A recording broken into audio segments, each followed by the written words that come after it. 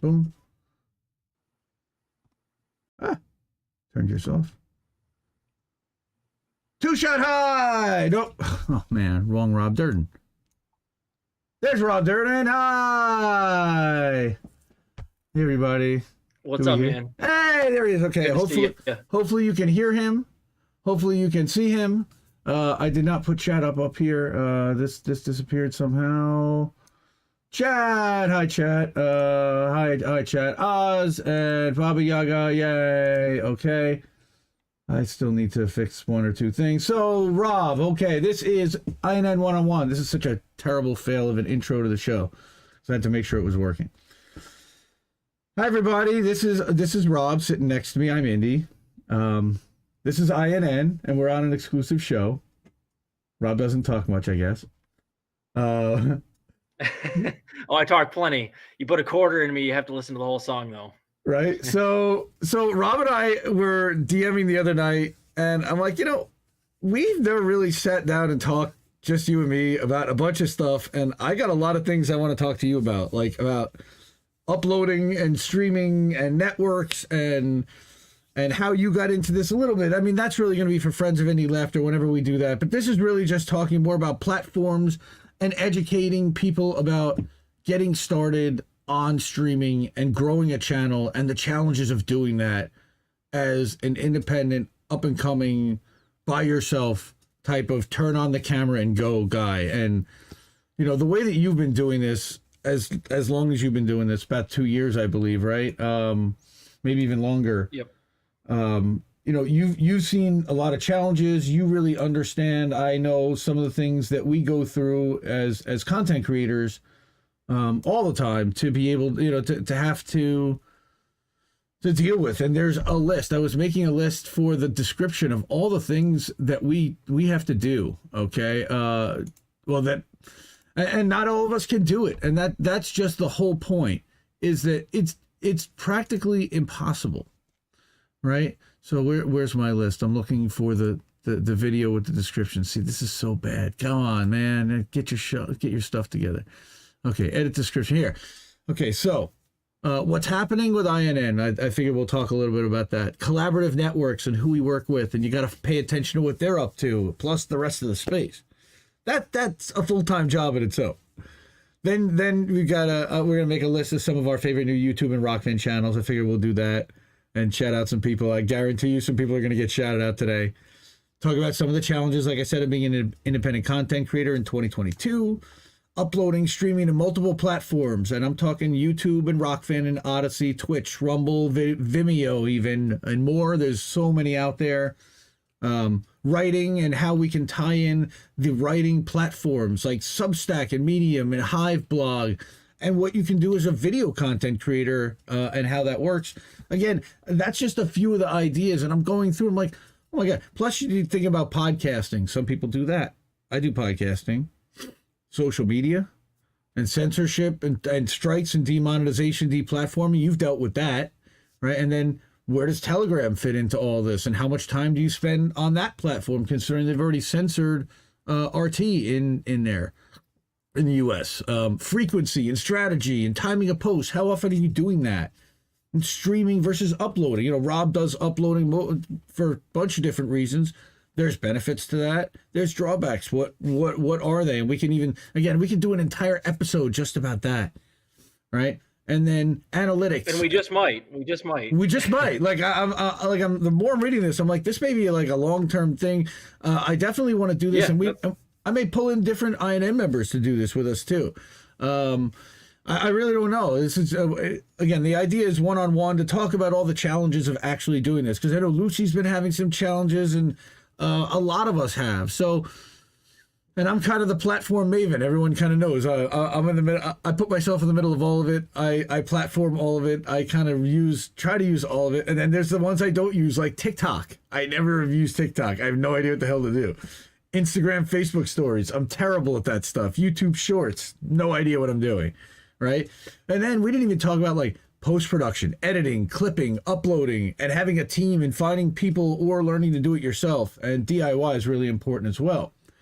And then the biggest thing, how can we possibly keep current and manage our time, knowing that we have to do all those things, right? That was basically the list that I wrote down. I'm like, oh my god, no wonder why my head's exploding every day. And I'm doing this not just for Indie Left, but for INN with a team and a help. But my thoughts are even split between channels and everybody else's stuff. And they're hearing what you just heard. I want to hear your reaction to that and how much of that you're working on and doing regularly. I mean, I'd say you do about 85% of that, if not more.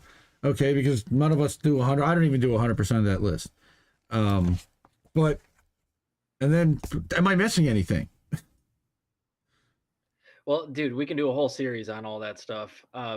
My show, Political Fight Club, is basically I try to show normal people that they can do the news, they can talk about politics, and they don't have to pull out their hair over it necessarily. I try to keep things as simple and raw as possible.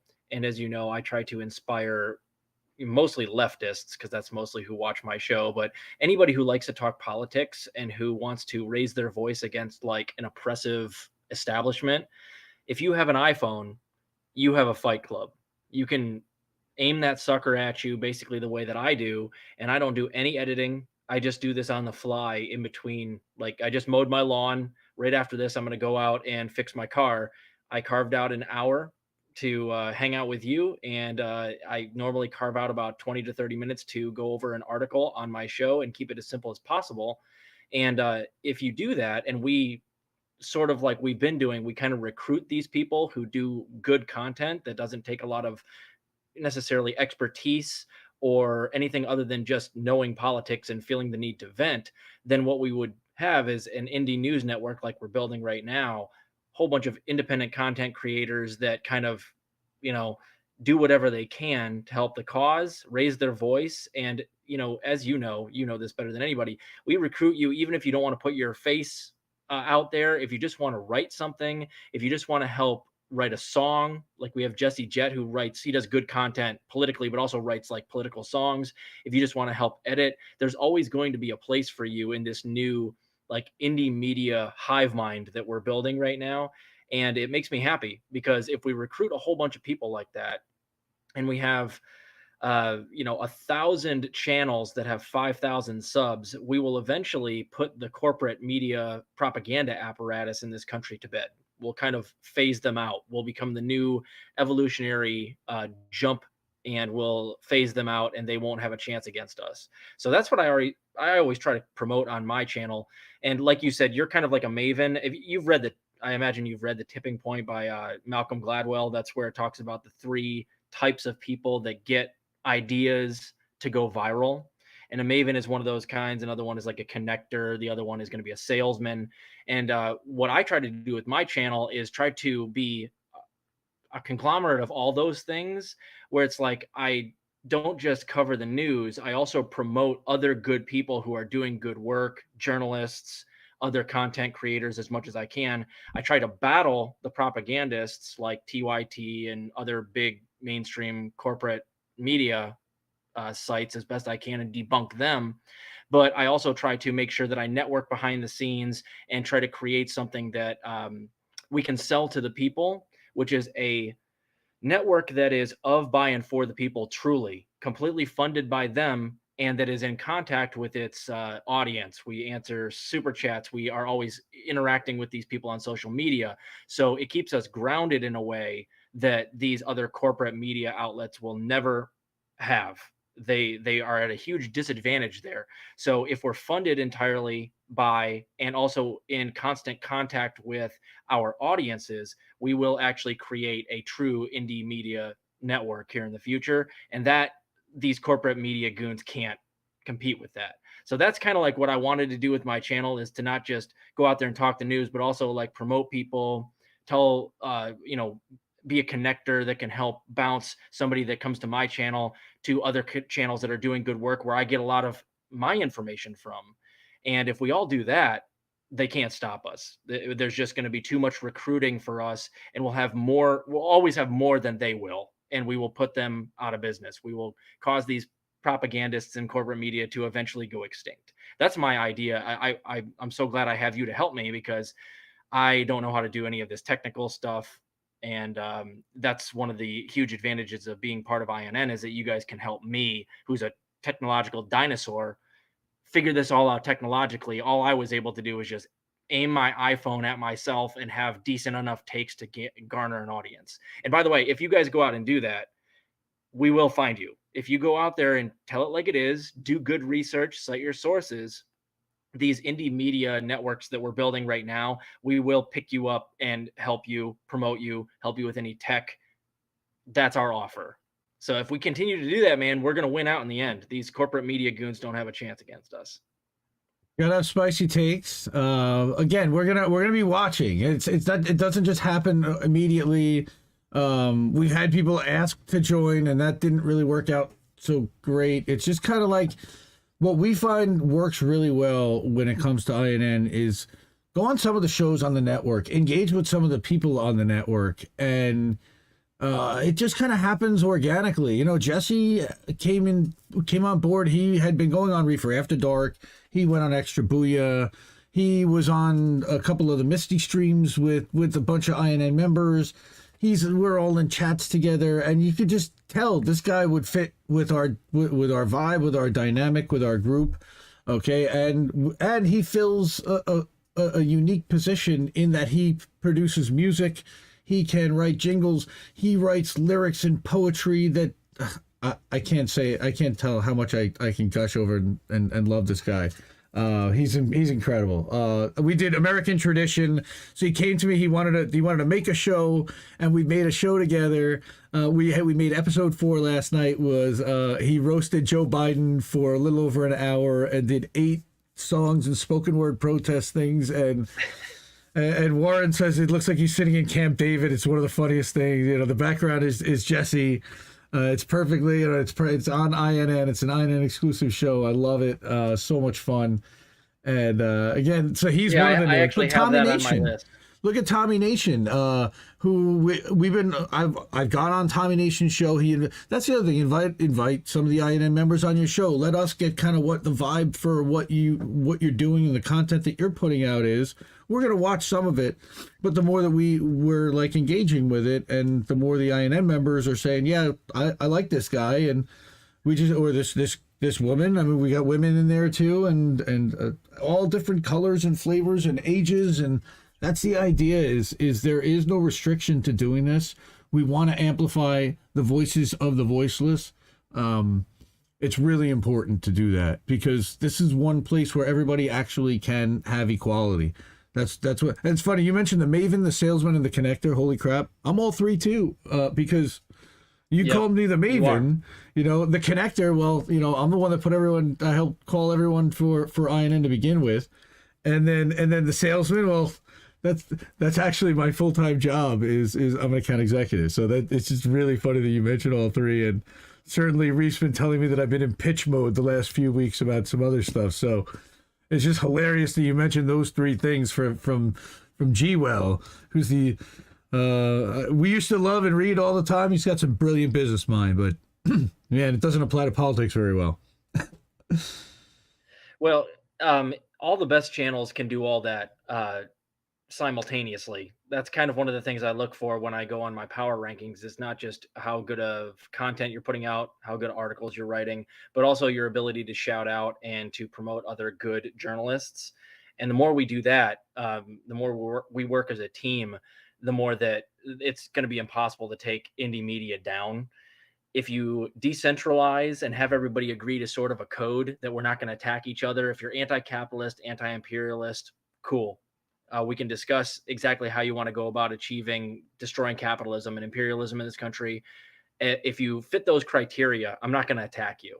And if we all agree that we're not going to attack each other, we work together, promote each other, then that's an apparatus that the corporate media propaganda apparatus is going to have to reckon with at some point, especially as we get more creators. So that's why I try to promote as much as possible. I'll always do that. And every time I go on a show, I'll try to cite my sources, but also send viewers to other channels. And that way we all grow together And I think it's caught on a little bit. I don't know if you've noticed. And Uh, the other thing is even if you don't get picked up by one of these channels, if you're a young content creator and you want to, for instance, join one of our networks that we now have, there's RBN, there's Mikasa Sukasa, there's Hardlands Media, there's INN, there's a whole bunch of them. Just create your own.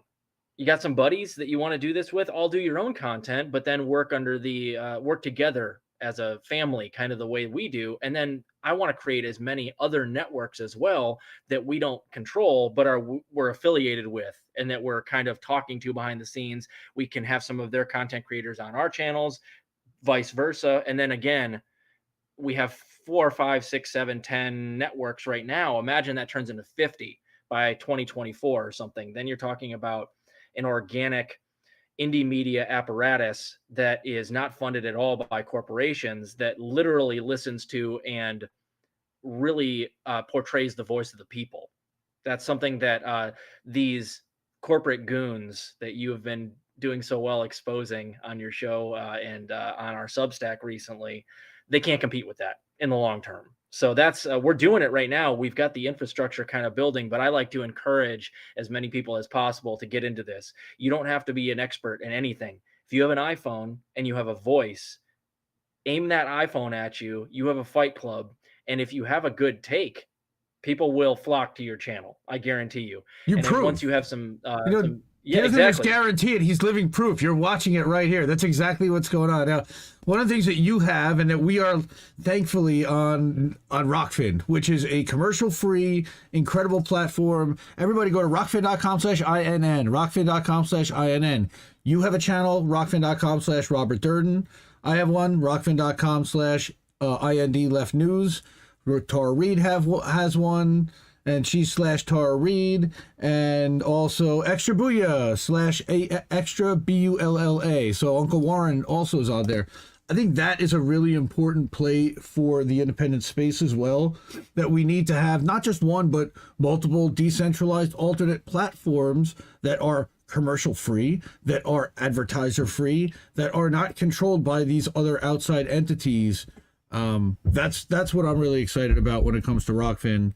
So Yeah. talk about like what the logistics of, because I know you upload videos from your phone, and you're looking to you record about a 20-minute spicy video, and you're ready to put it up, and it's like, okay, I'm ready to get it up, and now you got to upload it to YouTube, and then you got to upload it to Rockfin, and you got to give it a title and a description and a thumbnail. You didn't even do thumbnails, by the way. We didn't even talk about. I didn't even have that in my list. Thumbnails and artwork. Let me write that down. So, talk about your process a little bit and kind of how long that takes you to do out of your day, out of your week, out of your life, in order to make this happen. And then even, are you updating your channel? Or I know you're doing social media stuff a little bit, but you're mostly doing post and ghost, we call it. Yeah, basically. Yeah, yeah. My process is as simple as I can keep it, because again, I try to convince people that it's possible to have a decent show without having to have any technical skills. Now, you guys are helping me with that, of course, but like if a lot of people don't start up this thing because they feel like it's too, like they don't want to learn how to edit or whatever. And for me, I don't know how to edit, but also like my laptop is so old that it doesn't function very well. It does well for just stuff like this, but once I try to start doing stuff with it, it doesn't work too well. So I just upload from my phone. I got like a stand that has a light on it, and I just go down in my basement. I have a background, my bookshelf, and then some paintings that some of my friends did. And I just have, usually over the course of the week while I'm at work, I write 4 or 5 episodes that I try to get filmed on my days off, which are usually during the week. I upload about 4 to 6 episodes a week usually, and I try to have some Rockfin exclusive content, some Rumble exclusive content, and then my YouTube stuff. And for Rockfin, it's a little bit more in depth because on their app on the phone, you can't just upload. So I have to actually physically send myself a file, like send a video file through my email so I can access it on my laptop and upload that way. But it's relatively simple, and I don't spend more than about 20, 25 minutes filming, and then about another 5 minutes uploading and just making sure my sources are cited for every video. It's really that easy. So I do political content on the fly, literally. And sometimes, like, even a video I put up on my YouTube channel like a week ago, I filmed at work before I opened. And I'm a chiropractor in my everyday life. So I was at my office. I had 10 minutes to kill. I had a take. So I just filmed myself in the corner of the room and I uploaded it before my office opened. So I do kind of like guerrilla uploading in that way. I try to keep it as simple as possible. And it really hasn't been that difficult. I had a problem, like the Odyssey app was a little bit confusing. So that's why I haven't gone on to Odyssey yet. But I'm on Rockfin, Rumble, and YouTube routinely. And I don't know about you guys, but my goal in the end is to get enough people to watch my Rockfin and Rumble so that I can actually get off of YouTube entirely. Because I've been given multiple strikes. I've been banned twice. I have 4 strikes at least, mostly for talking about COVID stuff, which was ridiculous because I'm a doctor in real life and I was just reading journal articles on my YouTube channel. So it was weird. But anybody that's telling a lot of truth on YouTube, chances are they've been banned. And I don't really want to be having to deal with that. I want to talk about Julian Assange. I want to talk about COVID. I want to talk about the deep state without having to worry about getting taken down. So my inevitable goal is to eventually get off of YouTube entirely. And that's, for me, probably about 6 months away. We'll just have to see where my Rockfin and Rumble numbers are. Well, what I always thought was we should be using YouTube against it. Using it as a commercial to put a video up and tell people, hey, I'm about to go live. Go over to Rockfin and check out this video over there. Or even start the first 5 minutes and be like, hey, if you want to watch the rest of it, got to go to Rockfin. But at least there's something there, and you're telling people to get off that platform and go to another one. I think that that's an important thing for us to be doing. Not abandoning it necessarily entirely, but it practically is. But it's using their tools and their audience and their power and their marketing against them. And I think that's also kind of a Fight Club type of mentality, right? Like a real Durden kind of mindset. I love Durden mindsets. Yes, me too. we know. And what I do is sometimes do teasers. Like I'll do a teaser where I'll talk about something in a YouTube video that is not terribly spicy, but then I'll be like, yeah, but then I've got this roast over on Rumble or Rockfin, or I've got this, we'll talk about a Gray Zone deep dive article that talks about the deep state, like something like the Paul Mason story. And then I'll have people go over to my Rockfin to catch that, that's what I'm doing right now. I'm about to film that episode today, probably. And so I use YouTube as just like a jumping off block to promote the other two. And as soon as I get enough of an audience on those other two, my goal is actually to be able to just boycott YouTube to, 2-3 years down the line, just be like, yeah, I'm not going to do this anymore because I'm tired of the censorship that's going on here. I highly recommend other people do it and try to convince other creators to just abandon YouTube. Yeah, it's that's a good idea in a lot of ways, but again, we have to make YouTube obsolete. That might be the best hashtag. Hashtag make YouTube obsolete. I see some of the folks in the chat. Noli D, of course, INN sister, and go check out the Noli D channel on YouTube. She is, I think, also on Twitch, and I don't want to say which one she is. I think she's that one, Sarcastic Freedom 69, but she's also a Strange Mind, something Dark Heart. I think that's on Instagram. Love you, Noli. You're the best. Krill Fingers, thank you so much. Krill Fingers actually signed up for Patreon for Indie Left News on Sunday after watching the reading the Substack and watching How Do We Miss That. So really appreciate that. That was a team effort. I can't stress enough that this was not just me. This was a complete team effort that put into doing these articles. And we have a series that's coming, and we have another one coming soon. We just want to kind of let this one get out there and breathe. And there's no rush to doing any of this. They're not going anywhere, and we're not going anywhere. And every day, people are bringing us new and more information about this show, Breaking Points, and it's been fascinating to do this kind of piece and to see the response. Look, I've been doing content for 2 years. I've made all kinds of different videos and done shows with Reef and been on a few different shows as a guest, but people really hadn't called me to come on and say, hey, let's talk about that article you wrote. And it's weird. It's cool. I appreciate it. I love it. It's been a lot of fun to do and talk to everybody and get engaged. It's funny that this is the thing that brought people out, was talking about this. So that's Yeah. something to think about. Somebody said, I don't know if talking about other corporate networks or talking, trying to expose that is necessarily it versus talking about stories that other people aren't talking about. I think there's room for both. It's not TMZ if you are exposing corruption, if you are talking about the Yes. people who are trying to push a message on behalf of corporations and selling it as independent media, that is not just kind of smearing. And again, I think that's what was happening in 2020, and a lot of people didn't realize that was what was happening, and in 2021 as well. But forced the vote, all of those things which revealed a lot of who the people were that were fighting for the people, and who the people were that were comfortable enough to just kind of hang around and let it play out. And now that it's Yeah. played out, they're awful quiet right now, I noticed. And again, I didn't want to talk too much about politics in the space. I did want to talk more about platforms. So you upload to YouTube and you upload some unique. So most of the content that goes to YouTube goes both to Rumble and Rockfin. Also, is that right?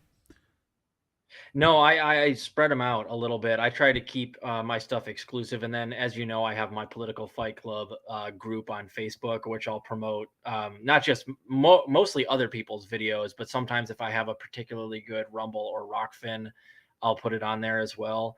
I try to get people to go over to my Rockfin and Rumble by giving them exclusive content. So most of the time, if you're getting a Rockfin episode, it's exclusive to Rockfin. If you're getting a Rumble episode, it's also exclusive to Rumble. Sometimes I will put, like, for instance, I had a recent episode yesterday talking about how a Canadian study from the University of Calgary came out, basically smearing the shit out of Richie Medhurst and Mm-hmm. Glenn Greenwald and Max Blumenthal and Aaron Mate. That was an episode that I uploaded to Rockfin and YouTube almost at the same time. But generally, if I have a really good episode, it's going on Rockfin and Rumble. Most of my stuff on YouTube is kind of my toothless stuff that I keep going just so I can keep trying to grow the channel. My YouTube isn't, if you've noticed, if you've been watching me since the beginning, almost all of my roasts have now completely gone to Rockfin and Rumble because I'm too afraid of getting taken down on YouTube. So most of my spicy content is exclusive to Rockfin and Rumble. And a lot of times if I put up enough content, I'll make it literally like exclusive to Rumble or exclusive to just Rockfin. And I do enough content where I'm able to, do all three right now. Eventually what I'm going to do is get off of YouTube and then just get on Odyssey. So everything is Odyssey, Rumble, Rockfin. Odyssey, That's what I'm Rumble, thinking. Rockfin, And man, love it. yeah, that's where I think it's at for me. I don't have enough time to do 4 or 5 different platforms because I Well, like to see, keep things exclusive. that's what I wanted to think about. Is if we got a bunch of technology people out in our world that know how to program. One of the things that we've been looking for, I'm using a software right now called Restream that allows us to plug into all of these different platforms and co-stream out simultaneously. What we don't have right now is a program that will allow us uploads to do the same thing. And from one central distribution hub to be able to enter our description, our title, to upload a video with a thumbnail, and be able to have the video from our hard drive and be able to push it out and click a button, say, okay, send it to Rumble or send it to YouTube or send it to Facebook and there's like 9 platforms you can actually upload video content to. I don't even put any of my clips for How Do We Miss That or anything on Facebook. We only stream to Facebook for both Independent Left News and for Indie News Network. We have a ton of INN clips, never made it to Facebook yet. Big gap for us. We don't have enough channel managers to really be able to do that. And in all of you heard the list of things that we have to go through. For us, Facebook is not really a platform that we engage with. We don't really, look, they're the big bad monster there is. The control surveillance. They'll start censoring the living hell out of you as soon as you start telling the truth on Facebook, man. Ask what happened to Lee Camp. Oof.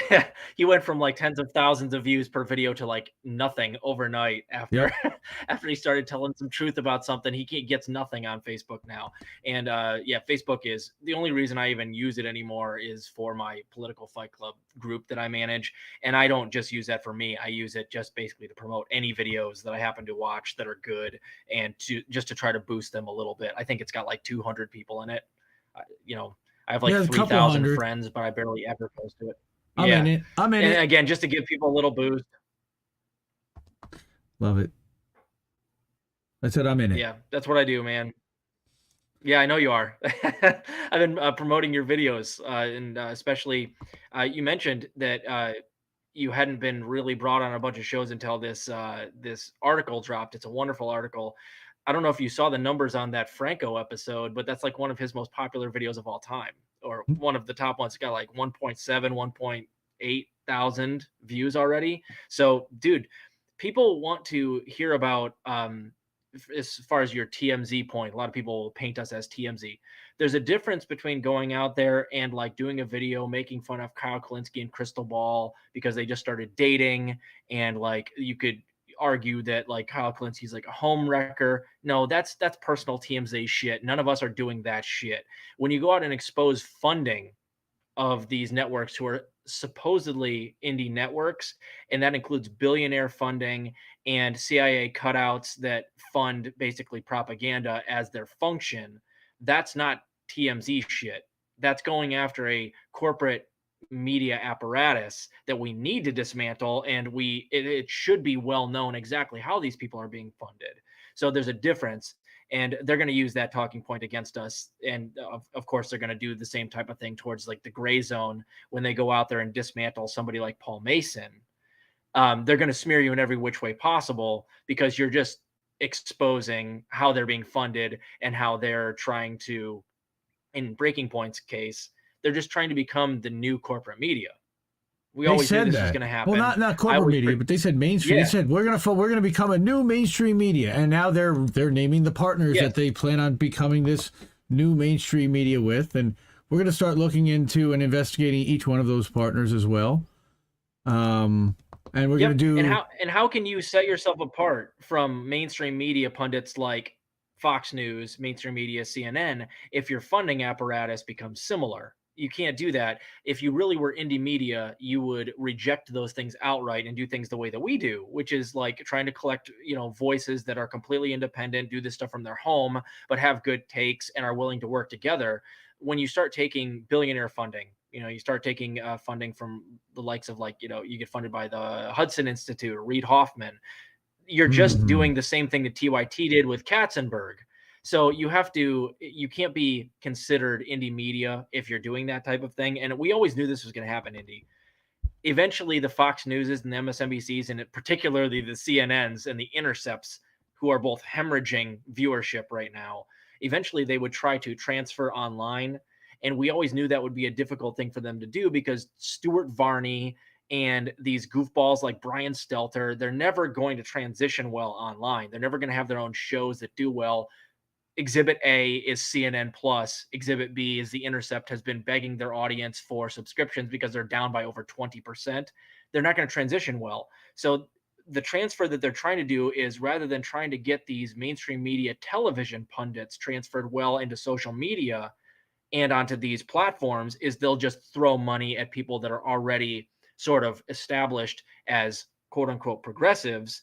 And that's what Breaking Points is. That's what TYT is. So that's what they're doing right now. And we're seeing it in slow motion. And that's why the article that you did is so important, because we need to recognize when this happens, because those people, if they just become the new mainstream media, which is basically just a bunch of talking heads taking their points off of a teleprompter that's written by Up on High, we need to know that so that we can stop listening to them, because they're just going to start feeding us the same bullshit propaganda that the television pundits have been doing. So I'm glad that you did it. It's not TMZ shit. We're not talking drama here. We're talking about funding. And it's important that we know that the Katzenbergs gave $20 million to TYT, Buddy Romer as well. That's what we're doing with Breaking Points right here. It's important to know who's funding them, because then you know whose talking points they're running with, how they're going to be formulating their rhetoric. And if you've noticed, which you absolutely have, Breaking Points does a fair job of manufacturing consent with aggression towards China, which we know why, because of their funding, right? So we caught them with their hand in the cookie jar. If they really wanted to be independent media, they would reject all of this stuff, but they're not. They're just mainstream media with upgrades, and we caught them and we're going to keep Well, doing it, and it's important that we keep doing it. And here's the funny part. They announced, and we're going to get into this in our next piece, and shout out to this guy Brad Stewart, who came up with another expose on their funding and how their funding is working. But Sagar claimed that they had 40,000 subscribers. He was breaking down that if you look at their webpage, $10 per month or $100 per year, that or there's a $1,500 lifetime subscription. There are over 700 lifetime subscriptions, which equates out to over $1 million in itself. So they've already received $1 million from lifetime subscriptions over the year that they've been around, which is a lot more than any other independent content creator we know. I mean, I certainly wouldn't be asking my audience for money still like that if I've got, the desk. I guess for having a subscription fee, maybe drop that fee to add a tier to have it for people who can't earn. There's also if you don't want to subscribe and you just want to donate, you can leave money for them here. I thought that was kind of tasteful. And again, they have 40,000 subscribers, $10 per month. You're talking about somewhere, and some of them sign up for an annual, and it rolls, and not all of them sign up right away. But I'm guessing they're earning somewhere between $300,000 and $400,000 a month right now. And I don't know how much they're paying a staff. I mean, you can pay a pretty good staff making $3.5 million. I'm guessing. And you can see the quality, the background, the sets, the $10,000 desk, and they certainly look great. The wardrobes look good. I don't know how much they're putting into the people who work there, but go ahead, Rob.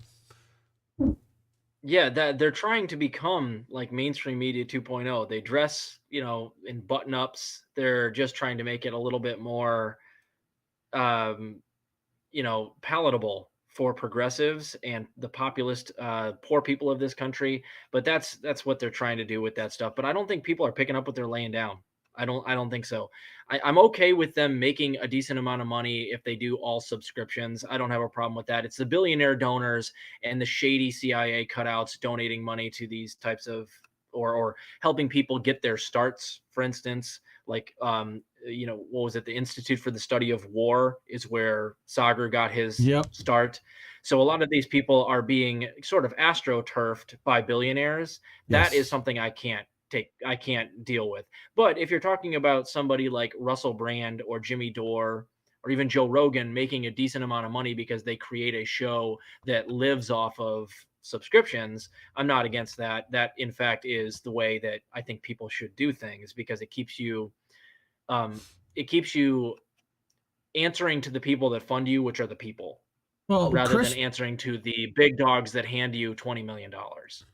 Crystal has never been independent before now. She has been funded by corporate media and billionaires pretty much her whole professional career when it comes to broadcasting, because she went from MSNBC to The Hill and funding Breaking Points.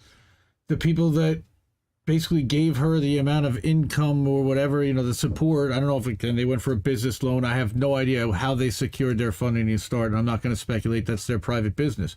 But she's never really, again, been very far apart from a wealthy source of funding and benefactors. And that means that she's either saying something that they like or she's directly doing their bidding, one or the other. But the fact that what she's saying is aligned with the billionaires' interests and wishes, that they keep bringing her on and hiring her, that's where our concern is.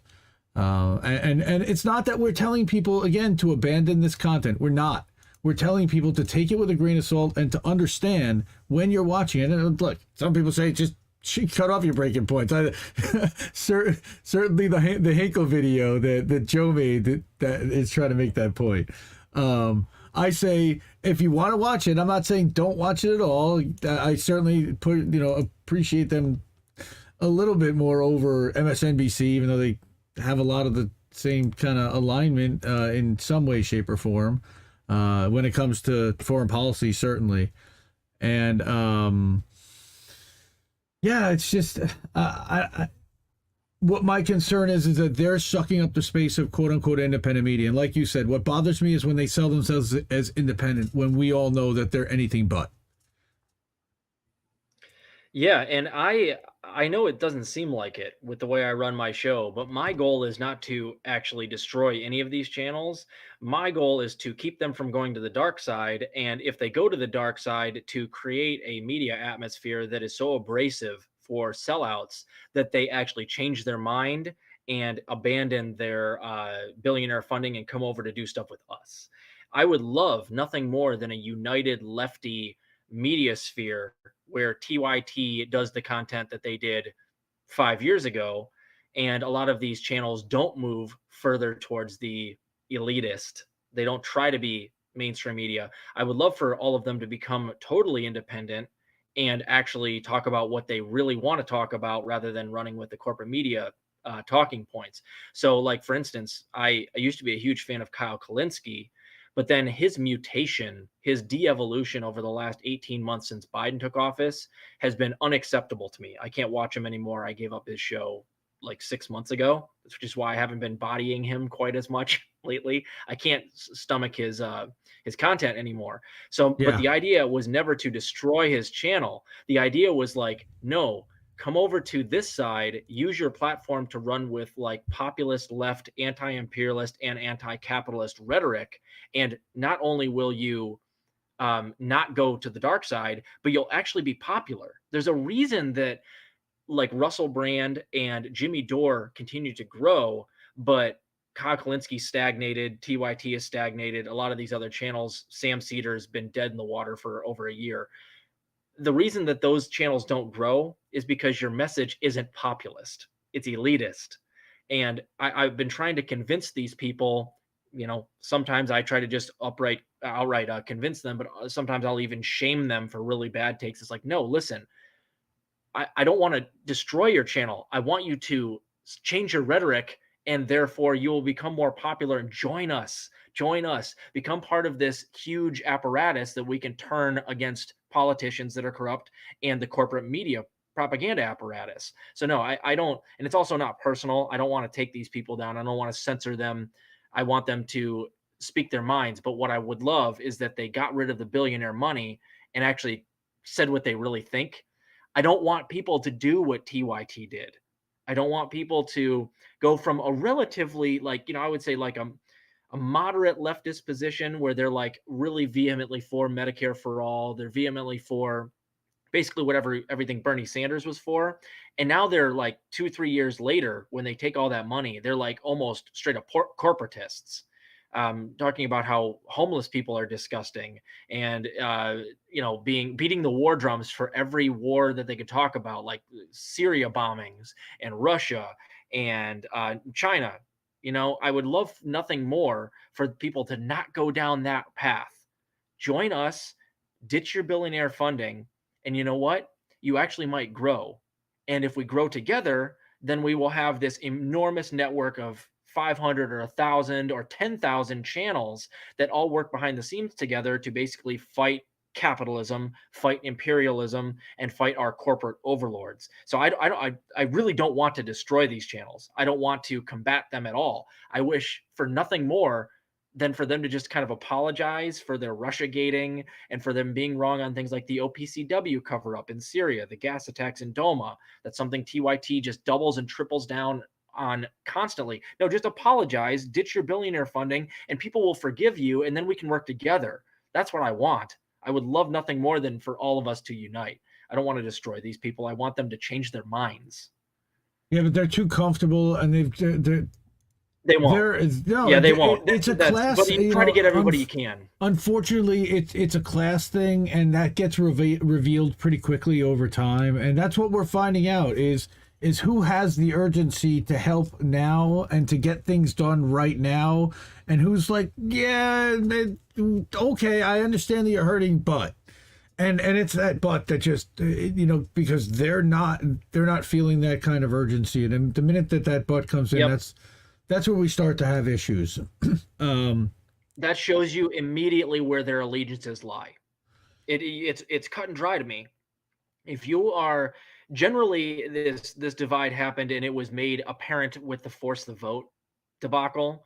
Generally, if you're on the team of this is urgent, we need stuff now, we need action now, you were on board with force the vote. Anybody that was against force the vote generally is status quo defending capitalist who is kind of masquerading as a leftist. And that was a huge dividing line, I think. And it should be brought on by Jimmy Dore, thank goodness. And now we kind of know, like, TYT might talk a good talk on some things, but we know where their allegiances lie. It's with the elites. Same thing with Sam Cedar. Same thing with this whole Breaking Points network, as it turns out. When the rubber meets the road, those people are always going to try to sheepdog people into the Democratic Party or the duopoly, which is a fool's errand. The rest of us are like, no, we're done with this stuff. That was the last straw. And now there's been a rift, but it was a needed rift because, in my mind, what we're doing is we're kind of shedding the fat. We're kind of getting rid of the people that pretend to be really for these things, but aren't really willing to fight for them.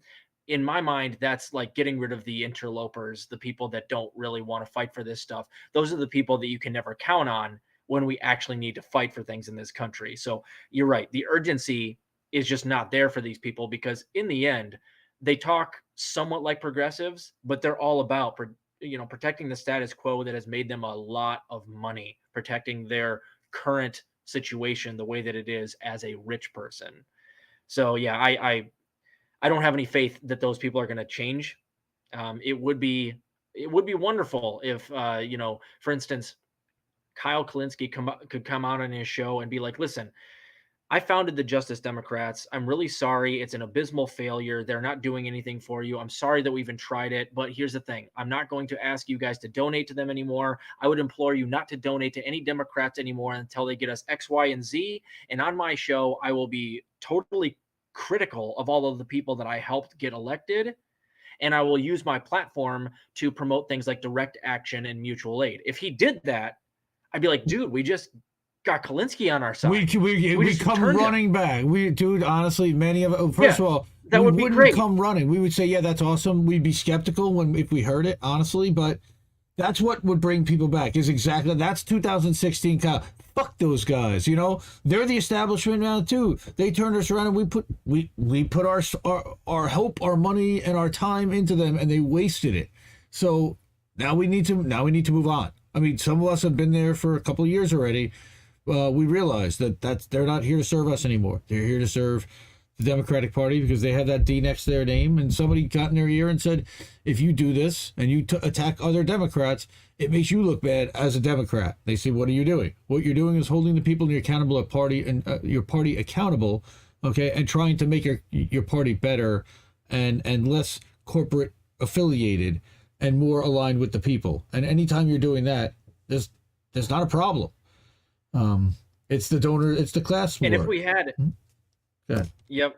And if we had a like a Breaking Points network, but that network was constantly doing kind of like what we do, which is calling out the failures of the squad constantly, the squad might even be, sort of pushed to do certain things for us because that network is going to be so big. And then if it were to, work with the rest of us, if we had 500,000 or 1 million views a day, we would have leverage. If we're always talking about how the squad is failing with these Tea Party tactics that they didn't do. They didn't block any bills, for instance, that they could have blocked. If they wanted to block them, they only need 5. There's at least 6 squad members in the House. So they could have blocked at least 15 bills along the way. If, let's say, there was a united indie media front that included Breaking Points, that called them out at every failed vote, they would eventually be like, oh shit, if we don't start doing Tea Party tactics, the media apparatus that helped us get elected is going to turn on us. So they might eventually have to start giving concessions, but also coming on a lot of these channels that they now refuse to go on. The more popular that indie media news network became, the more they would need us for promotion. But Breaking Points is going to do that. I recently, about a year ago, I went on Sabby Sab's show with that episode where I bodied Kyle Kalinske, and I was talking about how I did all the math. The Humanist Report, David Dole, TYT, and Kyle Kalinske as these enormous lefty channels, quote unquote. I counted up all of the videos that they had going after Joe Manchin, Kyrsten Sinema, and the Parliamentarian but particularly Cinema and Mansion, before the Build Back Better bill got killed, right? It was coupled with the infrastructure bill, right? They had it coupled up. And then I also tallied up the amount of videos that they had going after the Squad for allowing the Build Back Better bill to get whittled down, allowed it to eventually get decoupled entirely. And the amount of videos that they had going after just Mansion and Cinema was like 45.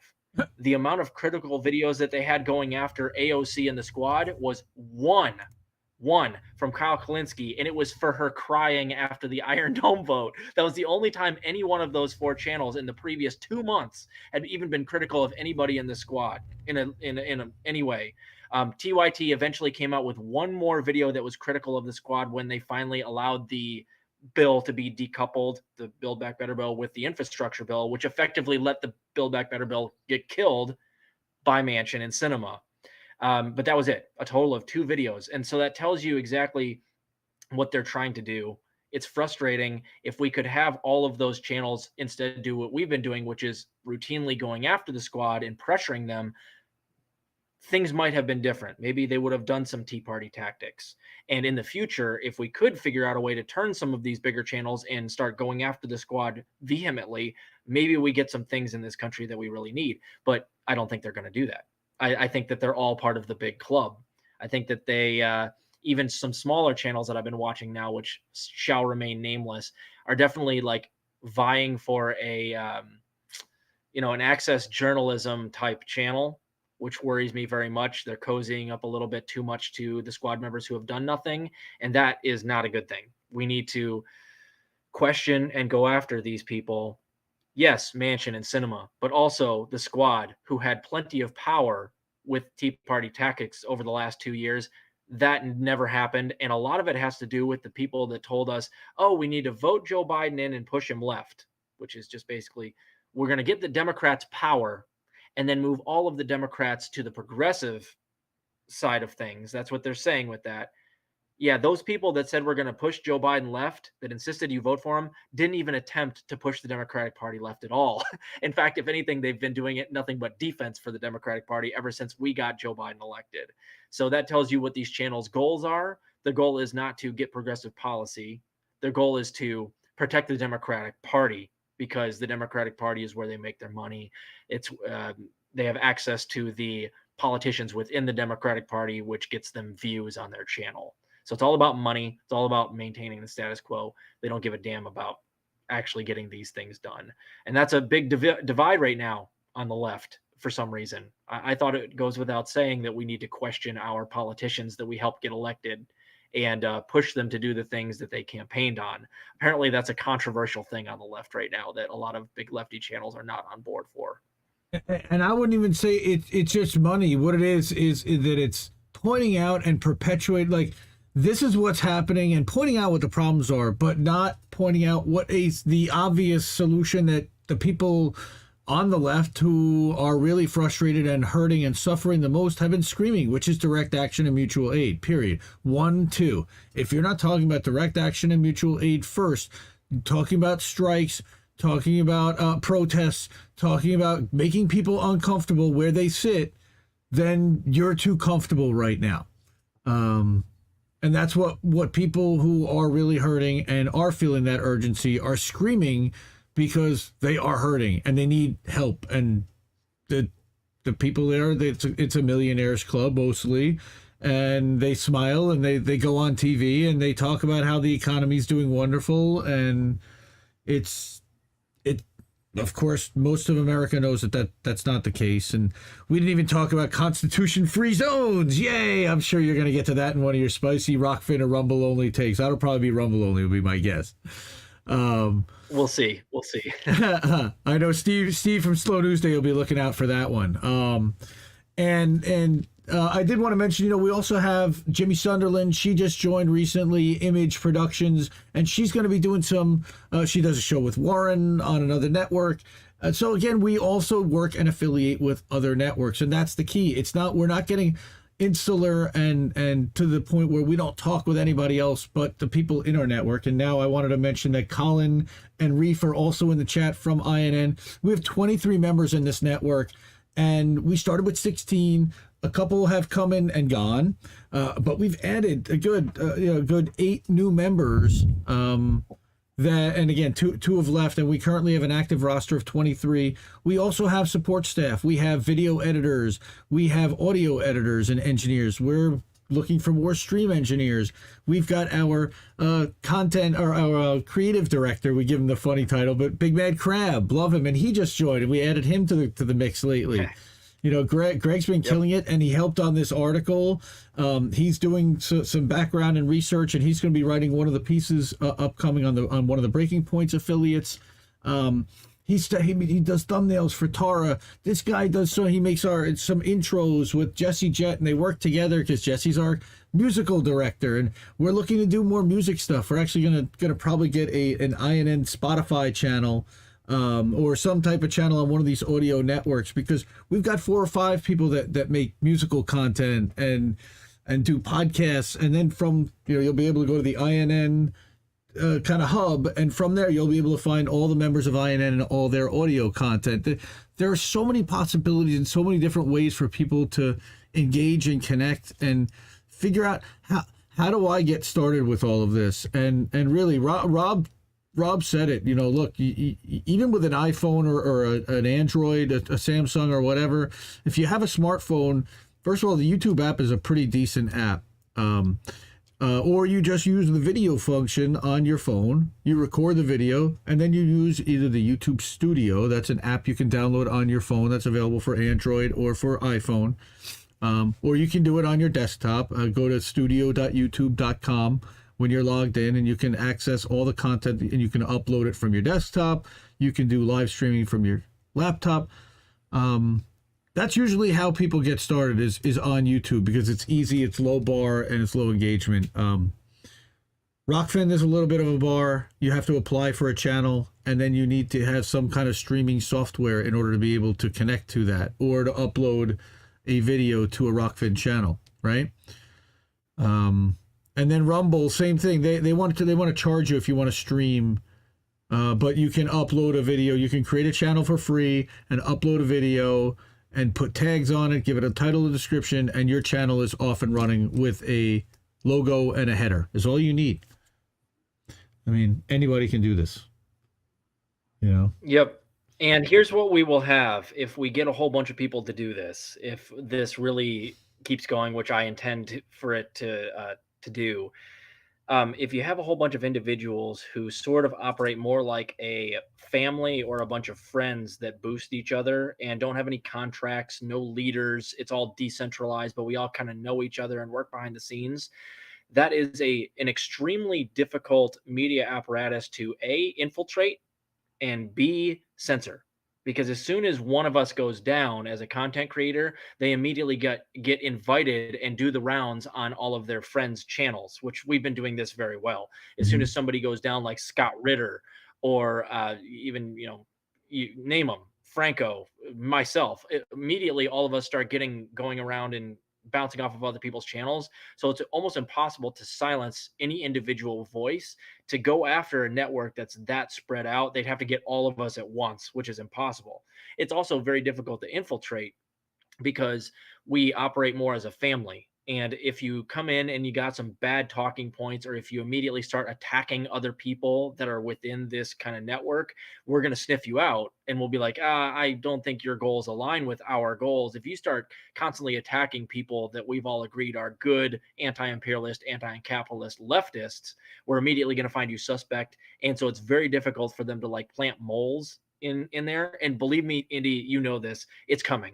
Eventually these networks they're going to try to infiltrate them. They're going to throw money at people that become popular within them. And it's going to be very important for us as a family to resist that and to sniff out anybody that they're going to try to use as infiltrators. So it's a very unique new paradigm in the way that we do media and politics and the news in this country. And I would love nothing more than for us to grow this 1,000 or 10,000 channel family, all aimed at the establishment, and everybody having differing viewpoints, but basically agreeing on, we're not going to put up with capitalism. We're going to fight imperialism. We're going to go against the establishment. And it would be very difficult for the establishment to take that apparatus down. But it has to come from it has to be built on the base of we love each other. We're going to take care of each other. We're friends. If this is not for making money, it's about sending a message. It's about getting the news out there in an objective way and doing our best to tell people the truth and not turning on each other and not taking corporate money. If you do that, then what we have going here that we've just started building in the future, 10 years down the line, is going to be a force to be reckoned with. So And that's what I think we should keep doing. And it's important for us to remember that this isn't a business. Like, you and I are buddies. This Mhm. isn't a business decision to talk to you. Like, I talk to you because I want to talk to you. I go and I talk to the people at RBN because they're my friends. I defend them because they're my friends. So if we do that, we're really going to be sitting pretty in the future when the propaganda apparatus is getting tens of billions of dollars to go after networks like ours, because it's coming. Infiltration, smear campaigns, hatchet jobs. They're going to drag us left and right. But if we stick together, fuck them.